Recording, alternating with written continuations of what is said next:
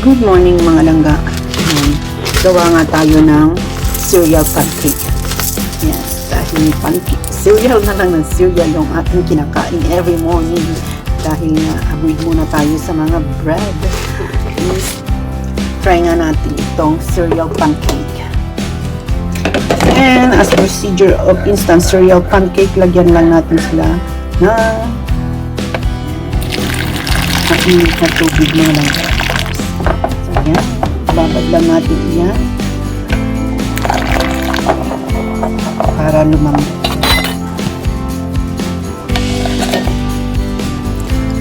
At lalagyan na natin siya ng ating mga sangkap mga langga.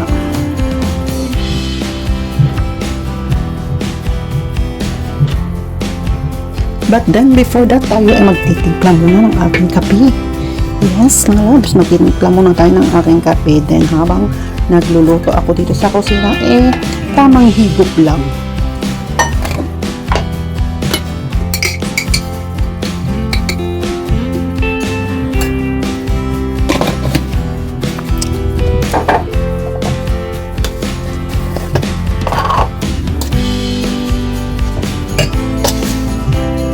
Kaya dahil sa hindi na nakapaghintay yung ating gagawin front end.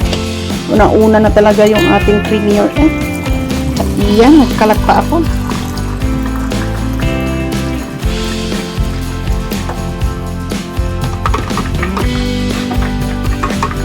Medyo clumsy po tayo yan.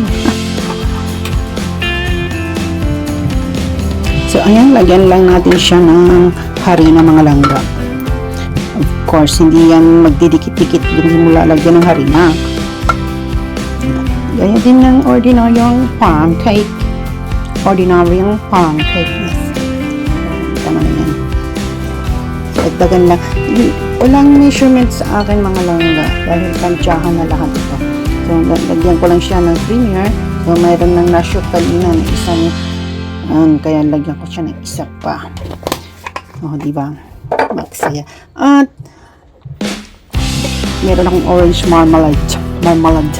Na dito mga langga. Kaya lalagyan ko siya. Sandali, kuha lang tayo ng ating so, lagyan ko siya na ang paggawa ko ng orange marmalade mga langga. Yes, tama pagkakabigkas ko. Basta yun, para siyang jam, pero yung hinahaluan ko siya ng yung mga talagang balat-balat ng orange para ma-achieve ko yung kanyang smell, kumbaga. So, ayan. Lahat nakasali, pati pulp ng orange.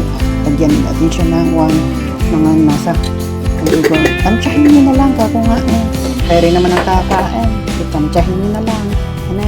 At tapos lagyan natin of course siya ng egg.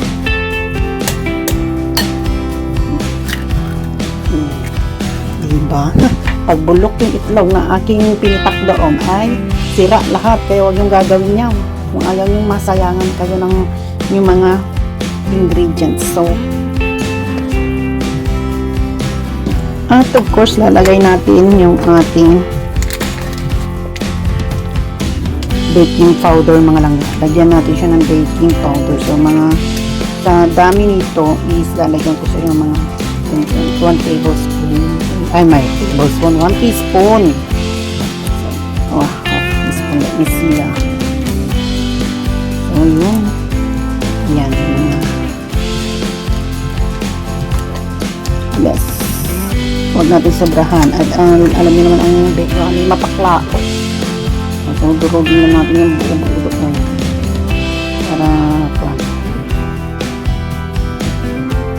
ano tayong gamitan ng strainer. Kung medyo pag naman kayo is shade nyo mga dry ingredients nyo para pero ako ayan, kinakata ko lang yung mga bilog-bilog dyan. Tapos okay na. O diba? Ano lang daming kaartihan ganapan sa mundo.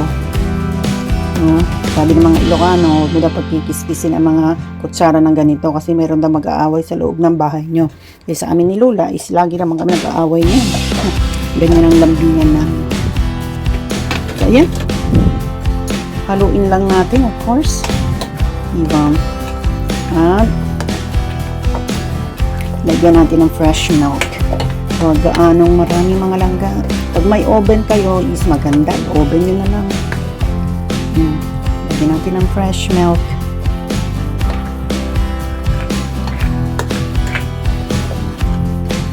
At huwag niyong kakalimutan mga langga, kung meron kayong margarine o butter, is mag-melt kayo at ilagay nyo. Dahil ako is wala. Kaya lalagyan ko siya ng vegetable oil.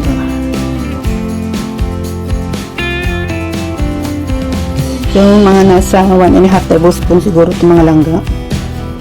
Yan, halo lang natin. Parang typical na pancake din.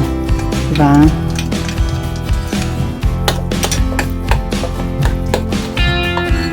So, hindi na ako maglalagay ng asukal mga langga dahil yung ating orange marmalade is medyo may katamisan talaga siya. Okay, yan o. Pag nahalo nyo na ng ganyan, tamang-tama, o diba, tansyado lang, tamang-tama lang yung kanyang pagkakalagay ko sa kanyang fresh milk at saka yung pagkakalagay ko sa water. Kaliwanag ng buhay ng ating ginagawa. Yan.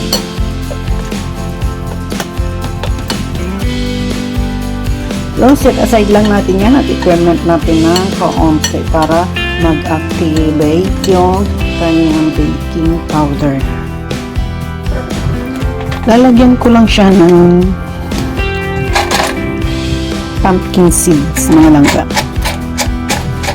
Alam niyo ba, ang pumpkin seeds ay maganda na pang-linis ng ating mga tiyan-tiyan mga loves kasi meron siyang natural na sangkap na nakakapurga. Yep. Yes po. Kaya sa palagay niyo marami na kayong parasites dyan sa loob ng inyong tiyan, kumain kayo ng buto ng kalabasa. So, ayan. Lagay lang natin dito, of course, mga langga. O, linagyan ko siya ng wax paper, mga loves, kasi yung akin palayok is dumidikit na iyan. Kaya, para-paraan ka nga nila. Diba? Sa amoy nito, parang matamis. Ay, hindi naman siguro dahil kung lang yung aking linagay. So, ganyan lang natin at turn on natin yung ating at ang aking way of cooking nito mga langga. Pag linalagyan ko siya ng ganito is linalagyan ko ng konting tubig, parang magiging steam na siya sa ilalim. Hindi naman mapupunta yan hindi tamatagos yung tubig doon sa ating wax paper. So, konti lang kung ayaw nyong pumasok doon sa pan. At iyan para mai-steam siya ng konti. Yan yung magiging kanya. O, diba? Konti lang yung aking linagay, mga langga. Sabi ko nga, pag maparaan kayo is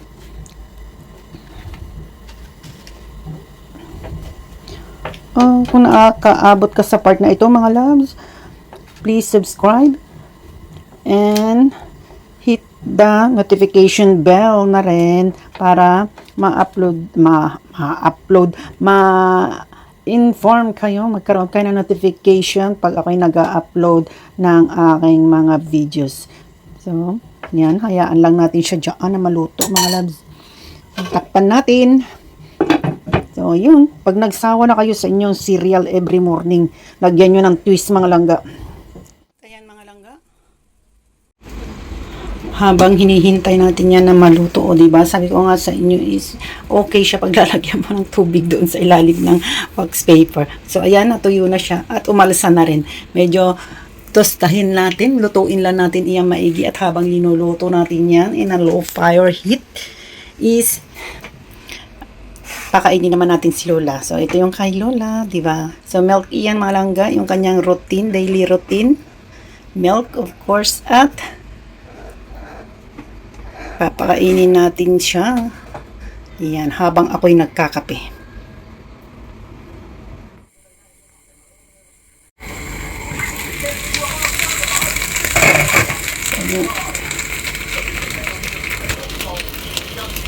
Yan lang nga. Di ba? So, itutusta lang natin ng konti yung sa silong niya mga love. At palili pa rin natin ng konti yung steam ng ating pancake. Pancake pa ba tawag dyan? Yan, pancake dahil pancake yan. Fun naman talaga iyan, di ba?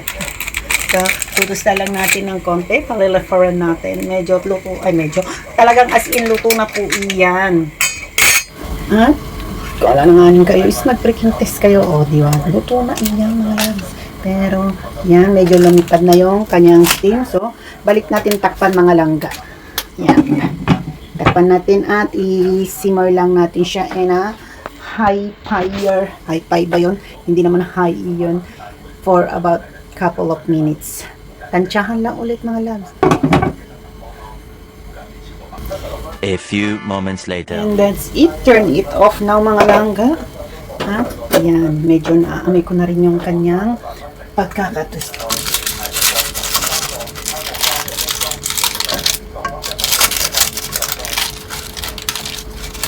Hindi muna natin ito tatakpan mga langga kasi yan magmo-moist. Ay nako, magiging basa yung pancake nyo, kaya hayaan nyo lang dyan na medyo lumipad-lipad yung kanya pang moist na iba.